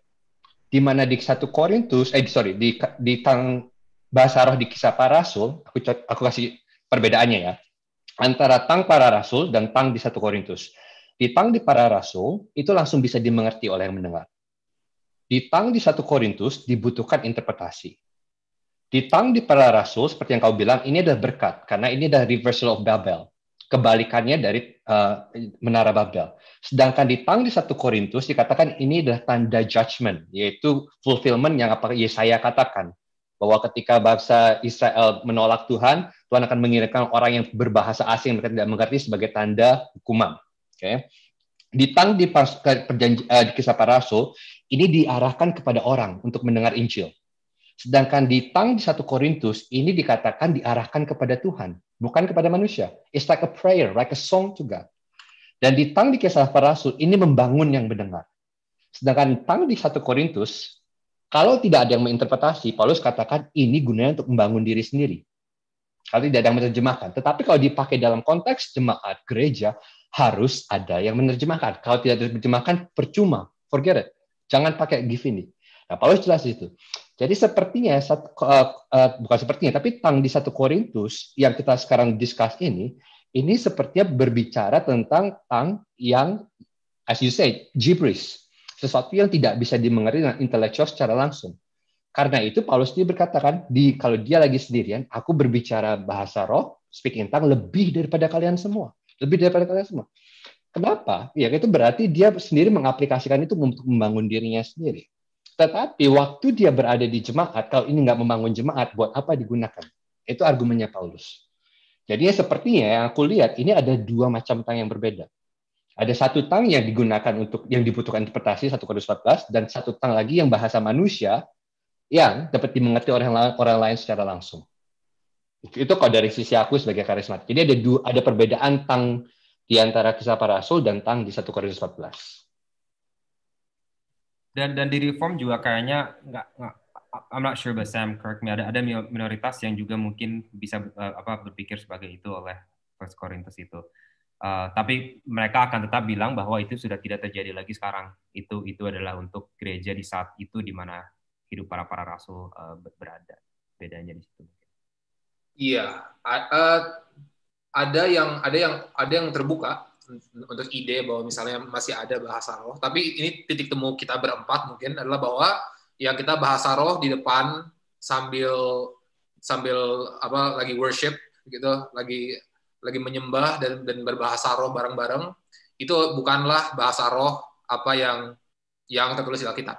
Saya sadar mungkin ada saudara yang dari gereja seperti itu, tapi ini kita harus berbicara jujur gitu kan, ya bahwa minimal itu bukanlah apa yang Paulus katakan di 1 Korintus 14. Jadi kita nggak bisa menjustifikasi melakukan itu berdasarkan ayat ini. Dan ya ada, tapi sebagian besar dari kubu Reform itu mengategorikan bahasa roh itu sebagai karunia Roh Kudus yang terkait dengan apa yang tadi saya bilang, pewahyuan kan Tuhan Yesus. Dan untuk kayak seperti yang tadi bilang itu ada seperti jadi cap gitu kan, cap bahwa orang ini adalah rasul, orang ini memang adalah orang yang dikaruniai oleh Roh Kudus gitu. Nah, tapi itu sudah selesai karena sudah selesai apa pewahyuan Tuhan pada kita sampai nanti apa kembali Tuhan Yesus pada kita di Maranatha gitu kan. Jadi mungkin terbuka, cuman masih susah karena kita tidak menganggap bahasa roh itu sebagai suatu karunia yang pribadi ya, kelihatannya. Dan ini kita bisa bahas lebih lama lagi, tapi mungkin saya mau tanya beberapa pertanyaan lagi ya. Ini kayaknya saya tadi janji 8.30. Ini kayaknya kita lewat dikit lah ya. Lagi seru juga kalau saudara berhalangan. Tidak apa-apa, kita tidak sakit hati kalau saudara harus bekerja besok dan ada hal-hal yang dilakukan. Tapi jadi kita mau menanyakan beberapa lagi. Oke, pertanyaan yang kedua ini saya dapat. Ini buat Tezar lagi, Tezar mulu yang tanya. Orang lain dong. Apa? Bisa jawab gitu. Kalau mujizat masih terjadi saat ini, bagaimana kita bisa tahu ini dari Tuhan atau tidak? Kita tahu kalau roh jahat bisa melakukan mujizat juga. Jadi, if they happen, kalau emang ada, gimana kita tahu gitu kalau itu adalah Tuhan? Mungkin ini sekalian jawab salah satu argumen dari Yos tadi ya. Kalau mukjizat kita definisikan sebagai semua hal ajaib yang Tuhan lakukan, itu unlimited. Ya kan? Itu ya dari kreasi sampai semua gitu kan, sampai rambut saya jatuh ya semua Tuhan berada dan berdaulat sovereign dalam itu. Tapi kalau definisi kita mukjizat yang sepengetahuan saya yang lagi kita bahas bukanlah semua hal ajaib yang Tuhan bisa lakukan. Itu Tuhan sekarang juga bisa ngelakuin itu, dan dia masih melakukan itu sekarang. Orang terima Yesus juga adalah sebuah keajaiban yang paling besar gitu kan yang Tuhan lakukan. Tapi kalau definisi mukjizat kita lebih spesifik lagi seperti apa yang kita bahas di karunia Roh Kudus ini, yaitu Tuhan Roh Kudus memberikan ability, Tuhan memberikan kemampuan kepada manusia untuk melakukan hal-hal yang di atas atau above, against, without natural law. Kalau itu definisi mukjizat kita, menurut saya itu yang sudah sekarang tidak ada, tapi mukjizat Tuhan melakukan aja bisa aja. Nah, sekarang pertanyaannya, apakah bila mukjizat itu sekarang masih ada, gitu kan ya? Dan orang melakukan itu kejadian. Itu saya mau pertama kita lihat dulu perbedaannya apa. Oke, apakah saat ini Tuhan sedang melakukan sesuatu yang dia bisa dan selalu akan lakukan selama-lamanya, yaitu beroperasi di atas dan tanpa menggunakan hukum alam karena dia adalah Tuhan, atau apakah ini instance di mana satu orang memang diberi kekuatan ini untuk terus-terusnya menyembuhkan orang. Karena beda, kalau saya doa buat Sam sakit, saya doa buat Sam, terus Sam sembuh. Ya udah, terima kasih Tuhan gitu kan. Sam sembuh. Tapi kalau itu kita mau bilang bahwa kalau orang Reform, orang Cessationist bilang itu adalah Tezar telah diberikan kekuatan oleh Tuhan untuk melakukan mukjizat menyembuhkan Sam, itu saya akan disagree. Saya akan bilang ya Tuhan melakukan itu ke Sam. Dan ada providence apa ya bahasa Indonesianya ya, Mike ya? Pemeliharaan. Iya, ada di Westminster Confession of Faith ya, bagian yang membicarakan pemeliharaan Tuhan, di mana Tuhan bisa beroperasi di luar dan tanpa menggunakan hukum alam karena dia adalah Tuhan. Tapi pemeliharaan Tuhan, providence Tuhan itu beda dengan mujizat yang sedang kita tengah bahas sekarang. Ada orang yang bilang, orang cessationist, lututnya, lupa ceritanya, lututnya dia tuh, what was it, Mike? Tendonitis, terus itunya hilang, apa namanya? Oh, bantalannya hilang. Iya, bantalannya hilang gitu kan di lututnya. Inggrisnya lupa apa, bantalannya hilang. Dia doa ke Tuhan, Tuhan kalau bisa sembuhin dong ini. Para dia cessationist, tadi berdoa karena kita sebagai cessationist pasti percaya kita harus doa dan minta Tuhan untuk hal seperti ini, bukan di tengah boleh doa itu ya. Dan beneran paginya sakitnya hilang, tapi diperiksa dokter bantalannya nggak tumbuh lagi. Dia bilang kalau bantalannya tumbuh lagi itu mukjizat. Tapi sakitnya hilang itu pemeliharaan Allah dalam alam semesta dan itu memang dilakukan di luar. Tapi mukjizat secara spesifik yang sedang kita bahas, orang reform bilang itu nggak kejadian lagi. Tapi apakah hal-hal di luar, di atas, tanpa menggunakan hukum alam Tuhan bisa lakukan? Ya bisa aja, dia kan Tuhan. Tapi dia tidak lagi menggunakan seseorang untuk melakukan mukjizat-mukjizat ini secara konsisten. Dengan tujuan mengecap orang itu sebagai sebuah prophetnya dia gitu ya. Karunianya dia, karunia khusus.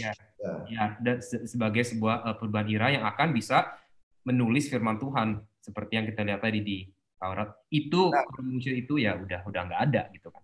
Kalau saya bisa boleh bantu jawab, saya tahu ini untuk Tezar karena dia ini pertanyaan untuk sesasionis. Tetapi kalau saya bisa bantu jawab, sebenarnya taunya dari Tuhan itu apa atau gimana atau enggak? Sebenarnya gini. Saya pernah mengalami secara pribadi ini. Saya pergi ke sebuah pulau untuk mission trip. Kita melakukan door-to-door evangelism, kita melakukan penyuluhan anti seks bebas, anti narkoba gitu ya, sama anak-anak mahasiswa. Dan pada waktu pengobatan gratis, yang ngantri banyak kan? Yang ngantri banyak, dan kemudian kita disuruh ngobrol sama locals. Kita ngobrol sama orang-orang lokal di kampung di sana. Dan saya mulai ngelihat ada orang sakit gitu, aduh kasihan gitu ya. Kasihan. Nah waktu itu dia kakinya pincang. Maksudnya pengkor apa sih nggak jelas lah pokoknya pengkor gitu ya udah ya aku doain karena dia in pain, Tuhan kasih dia in pain gitu ya, dan aku tahu pasti ini nggak ada efeknya lah. I pray for something like this, nggak pernah terjadi apa-apa. Tetapi pada saat itu setelah dia didoain terus kemudian dia berdiri terus dia coba-coba kakinya dan kemudian heal. Aku sampai bingung. Tapi setelah itu next tahun saya ketemu sama something like that, saya mau coba doain lagi, ya nggak terjadi apa-apa. So, tapi pada saat itu langsung saya tanya, Bapak sudah terima Tuhan Yesus gitu ya. Dan kemudian pada saat itu Injil diberitakan. So, God can choose to do something yang out of the blue, yang kita tidak bisa, dan itu tidak bisa repeatable. Jadi kayak gini loh, bukan jadi formula. Saya nggak bisa ngelakuin itu lagi. Ke Surabaya gua coba gitu nggak bisa. Buktinya nggak sembuh gitu. Tapi pada saat itu in his divine providence, itu extraordinary of providence di Westminster Confession itu 5.3 ya kalau nggak salah ya. Itu bisa terjadi gitu, something like that gitu. Dan itu untuk advancement of the gospel, karena pada saat itu ada Injil yang diberitakan dan orang itu terima Kristus gitu. Tapi pada saat itu kita tidak akan, orang reform yang secessionist tidak akan mendefinisikan itu masuk ke dalam kategori mukjizat. Itu dalam kategori pemeliharaan Tuhan Allah. Karena mukjizat untuk kita sangat spesifik di Bible. Dan untuk kaum reform ini saya tutup aja tentang ini. Ada kita di Instagram kita, definisi kita mukjizat adalah hal-hal yang dilakukan Tuhan yang tidak masuk akal sesuai dengan hukum alam dan akal manusia, gitu kan. Jadi dan banyak sekali hal yang terjadi yang sebenarnya adalah mujizat yang mujizat yang terjadi yang kita bisa masuk akal sebenarnya. Contohnya apa? Saya seorang pendosa bisa menerima Kristus. Itu adalah mujizat. Kan? Itu adalah mujizat terbesar. Yes. Orang yang benci dengan Tuhan bisa mengasihi Tuhan dan menyembahnya dan memberikan hidupnya kepada Tuhan. Jadi kita jangan terlalu wow gitu dengan mujizat yang mungkin ya jarang aja. Tapi mujizat yang paling keren itu apa? Saat engkau bertobat dan menerima Yesus. Jadi gini kita transisi mungkin ya ke pertanyaan terakhir yang dari tapi ini poin-poin yang kamu sampaikan ini adalah titik temu yang terbesar dari kita semua. Menurut saya kita semua sangat agree dengan ini, bahwa yang kita perdebatkan itu adalah hal yang minor, karena yang mayor adalah mujizat yang terbesar adalah Kristus tinggal di dalam kita. Kok bisa itu terjadi? Melalui karya salibnya, penebusannya. Nah ini yang mujizat yang terbesar. Saya rasa itu mayos pasti aja ada perbedaannya kayak. Kita dadain aja ya. I don't think so. I think he agree 100% there. Gua diam aja lah. Kalau nggak panjang, Jack. Just kidding. Oke, gara-gara Yosia belum ngomong, ini mungkin ada pertanyaan yang emang khusus buat pada Pastor Yosia. Ini dengan selamat malam, mohon izin, sangat sopan pertanyaannya. Ini kepada Pastor Yosia, apakah menurut Pastor di zaman sekarang ini masih ada seseorang yang dikhususkan oleh Tuhan dengan karunia penyembuhan dan dipanggil khusus untuk menyembuhkan orang-orang sakit? Jadi agak berhubungan. Jadi tolong. Wah, ini kan ya ini mah melanjutkan pertanyaannya tadi. Oke. Pertama, I totally agree ada perbedaan antara providence, pemeliharaan, dengan mujizat.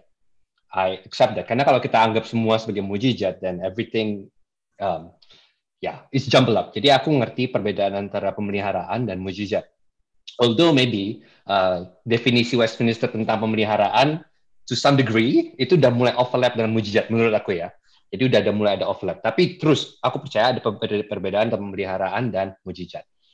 Nah, apakah hari ini masih ada orang yang dikaruniai untuk karunia mujizat? Nah, here's my thoughts on the matter.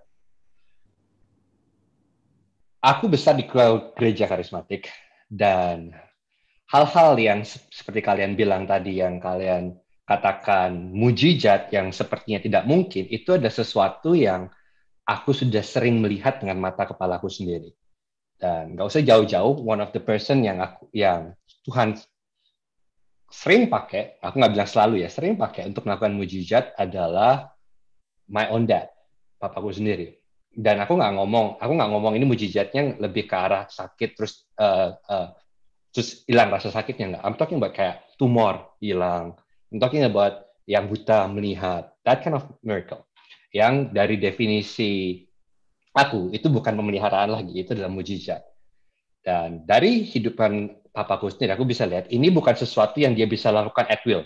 Kapan aja, bukan. Tapi ada momen-momen di mana Tuhan memakai dia, dan kesembuhan itu terjadi bukan constantly, tapi regularly. Ada beda. Jadi bukan setiap saat, tapi ada momen-momen yang itu lumayan regular terjadi dalam kehidupannya dia. Jadi apakah ada orang yang diberikan karunia untuk menyembuhkan? Dari pengertianku, ada. Tapi bukan berarti kalau begitu, bukan berarti hanya dia orang itu saja yang punya karunia untuk menyembuhkan. Karena kayak tadi kita bilang, the gift of healing diberikan kepada gereja untuk kepentingan bersama. Jadi ada masanya mungkin, for example, ada jemaat gereja yang percaya sama Tuhan dan mereka berdoa untuk orang sakit, dan Tuhan izinkan orang itu sembuh. Dan itu akan diconsider as a gift of healing. Mungkin orang itu tidak punya gift of healing dengan cara seperti orang lain yang dipakai Tuhan secara lebih konstan. Ya, kayak contoh one of the easiest example adalah kita sebagai pendeta. Oke, kita sebagai pendeta kita udah lebih terlatih kan, karunia berkhotbah, karunia profesi, karunia untuk mengabarkan Injil, kita udah jauh lebih terlatih dan lebih melakukan dengan lebih sering dibanding orang-orang lain. Tapi bukan berarti orang-orang gereja yang jemaat gereja kita tidak dipanggil untuk mengaktifkan karunia untuk menginjil. Tapi efeknya berbeda, dan hal seperti itu. Jadi ada orang-orang yang memang diberikan karunia Tuhan untuk menyembuhkan. Tetapi kesalahannya adalah kalau kita mendewakan orang itu. Karena walaupun orang itu punya karunia menyembuhkan, dia manusia. Dia masih bisa jatuh dalam dosa, dia masih bisa salah. Jadi tetap fokus kita adalah bukan pada orang itu. Thank you God for that person have the gift of healing, tapi fokusnya adalah Tuhan. Dan seringkali kesalahan kita karismatik adalah kita mencari orang itu. Kok orang itu seperti Tuhan? Itu dia. Jadi kalau logikanya ya, kalau misalnya gue sakit nih, gue jangan minta lu doain gue minta Om Samuel, karena Om yang ada nya gitu kan, gitu dong. Jadi kalau lu sakit, ya gue nggak usah doain lu. Kayak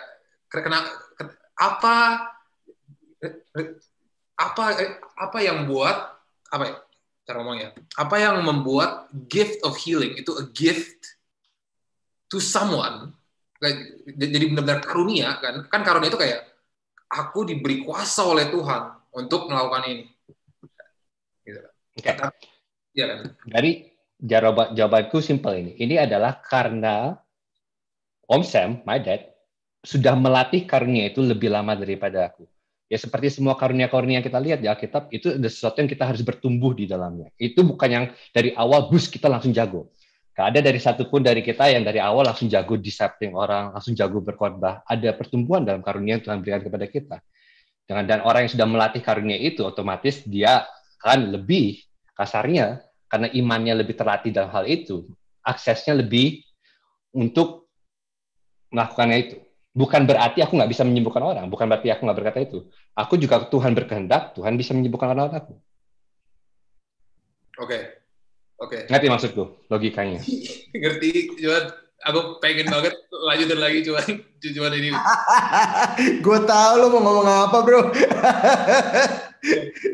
Iya. Yaudah, teman-teman, ini waktunya sudah habis dan kita akan pasti lewat ya.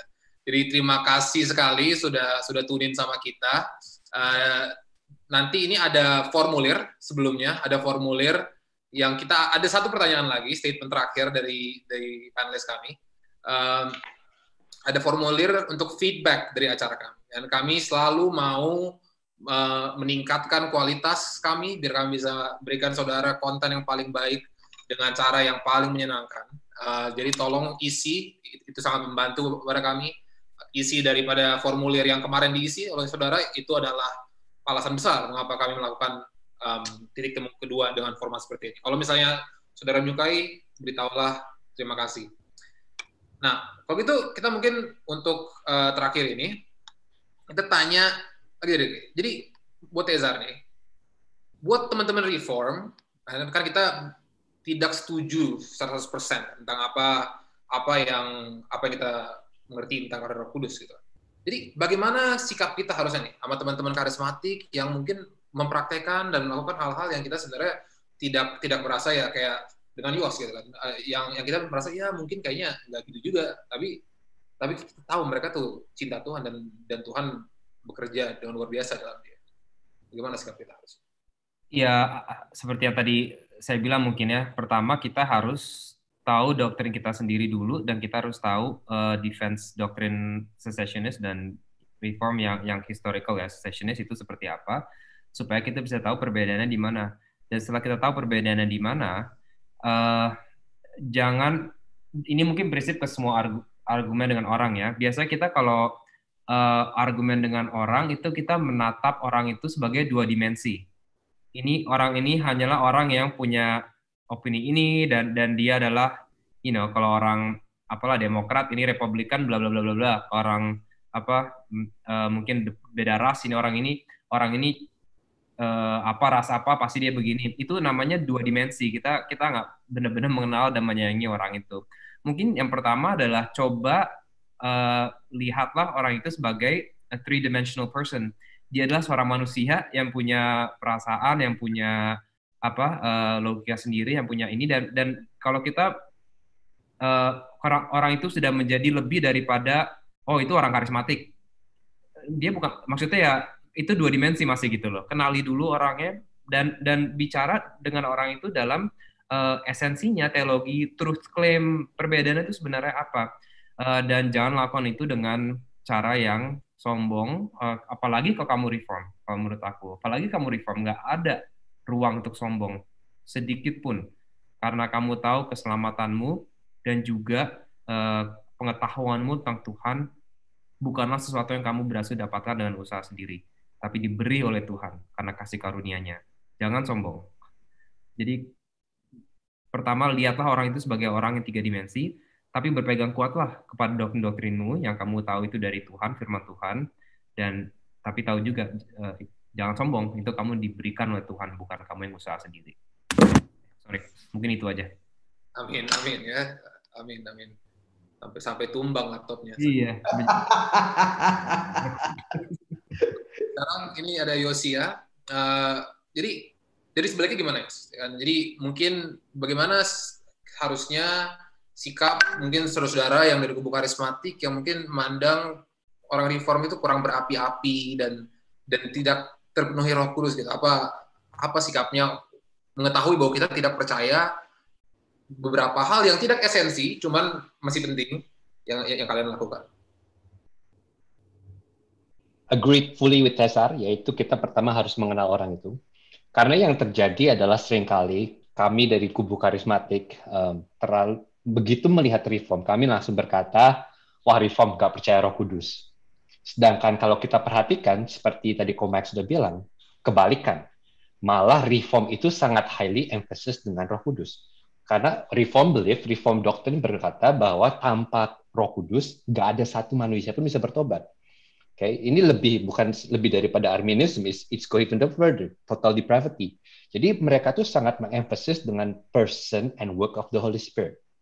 Nah, ini sesuatu yang kami karismatik harus sangat bisa appreciate dari gereja Reform dan harus belajar dari gereja Reform. Karena kami sudah di gereja karismatik terlalu sering mengemphasis kepada karunia Roh Kudus. Sedangkan yang primary bukan karunia, yang primary tentang Roh Kudus adalah siapa dia dan apa pekerjaan dia yang dijelaskan di Yohanes 14-16. Dan ini ada sesuatu yang seringkali missing di gereja karismatik dan Reform sangat kuat. Jadi I have to appreciate bahwa pneumatologinya Reform itu jauh lebih kuat daripada karismatik yang secara general ya. Karena karismatik lebih terlalu mengutamakan essence, experience dan macam-macam. Tapi kalau kita lihat saudara kita Reform, pengertian mereka tentang Roh Kudus, mereka percaya sekali dengan kuasa Roh Kudus dan pribadi Roh Kudus. Dan ini sesuatu yang kita harus bisa mengerti. Tanpa ini, yang terjadi adalah kita akan abuse karunia Roh. Tanpa kita mengerti siapa itu Roh Kudus dan pekerjaan utama Roh Kudus, yang terjadi adalah abuse of karunia Roh. Karena pekerjaan utama Roh Kudus, seperti contohnya, Roh Kudus selalu memuliakan Yesus. Jadi tujuan dari semua karunia Roh yang diberikan kepada kita adalah, at the end of the day, adalah untuk memuliakan Yesus. Dan itu adalah sesuatu yang dipegang erat oleh Reform Theology. Jadi ada banyak hal yang kita bisa appreciate dan belajar dari Reform Theology. Jadi jangan mengira bahwa Reform Theology tidak percaya dengan Roh Kudus. That's totally wrong. Reform Theology sangat kuat dengan pengajaran mereka dalam pribadi dan pekerjaan Roh Kudus. Perbedaannya adalah dalam karunia Roh Kudus, which is secondary. Itu yang aku boleh nasihatin buat teman-teman di gereja karismatik.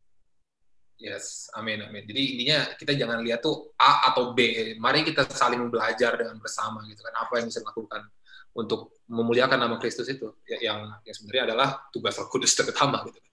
Jadi ini Ko Mike, ini I'll give you the last word ya ini apa. Jadi kalau misalnya nih ada teman-teman sekarang nih yang masih agak bimbang gitu kan, yang kayak ya bisa sih cessationist, bisa sih continuation gitu, tapi mau tahu lebih banyak apa langkah-langkah yang kita bisa ambil untuk belajar lebih dalam tentang hal ini gitu. Dan kita mempunyai pandangan yang terpelajar gitu. Bukan kita dengerin orang terus percaya, benar-benar kita sudah mempelajari dan kita yakin sendiri bagaimana caranya kita bisa mencapai itu. Ya, banyak orang sekarang ya, mereka bilang gini kan, hidup udah susah, ngapain sih bikin pikiran tentang Tuhan aja susah gitu ya. Tetapi itu menurut saya komen-komen seperti itu tuh sangat mengecilkan Tuhan. Karena sebenarnya banyak orang itu pengen tahu tentang Tuhan tetapi anti doktrin. Mereka nggak mau belajar doktrin, mereka nggak mau serius tentang teologi. Nah disinilah saya ingin mengajak kita semua, kalau Anda tune in ke sini, Anda pasti tertarik tentang sesuatu, mencari kebenaran. Nah kebenaran itu sebenarnya adalah teologi, doktrin. So dalami itu sebanyak mungkin. Maksudnya jangan hanya tahu itu surface level, tetapi go deep, cari tahu, kembali kepada root-nya. Bahkan di dalam gereja Anda sendiri, kalau Anda merasa ada yang off, kok seperti ini, jangan hanya mempertanyakan terus mengkritisi, tapi cari tahu apa yang menjadi akar dari segala-galanya itu. Banyak orang yang bilang gini kan, oh kalau reform itu menyembah Tuhan tuh pakai ini, wah kalau karismatik menyembah Tuhan pakai ini, gitu. Padahal kan firman Tuhan bilang apa? Kasihilah Tuhan Allahmu dengan apa? Akal budimu, dengan hatimu, segenap jiwamu, segenap kekuatanmu. Jadi semua aspek gitu. Kita nggak bisa pisah-pisahin. Oh kalau ini, kalau ini gitu. Nggak bisa. Itu semua harus ada. Disinilah saya mau mengajak kita semua jangan anti doktrin, jangan pernah berhenti belajar, jangan pernah meremehkan hal-hal yang spiritual, dan jangan hidup dalam dikotomi. Oh kalau kerja ya kerja, kalau spiritual ya spiritual. Tapi hidupmu itu sebenarnya spiritual. Hidupmu itu butuh teologi. Teologi yang benar akan mengubah cara pikirmu dan mengubah cara pandangmu. dan mengubah cara kamu membuat keputusan sehingga akhirnya akan mengubah hidupmu. So I just want to encourage people to learn sebelum decide and arrive at something. Apa itu? Sebelum memutuskan dan mengatakan ini aku gitu. Jangan cepat-cepat gitu gara-gara orang ngomong apa, tetapi belajarlah dan teruslah menggali kebenaran gitu. Itu sih. Titik ketemu satu lagi ya, jangan anti doktrin ya. Kita That's right.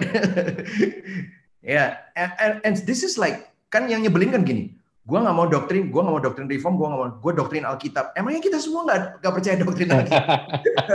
You know, this is like, you know, makanya kan nyebelin kalau misalnya kita tuh bilang, oh gue nggak peduli doktrin, gue peduli Alkitab gitu. Well, that's itu artinya apa gitu? Iya, exactly. Yeah. Great. Awesome, thanks guys. Makasih ya semuanya, teman-teman yang udah datang. Thank you banget. Ya, tolong isi surveinya. Kalau reviewnya baik, mungkin ada di temu ketiga.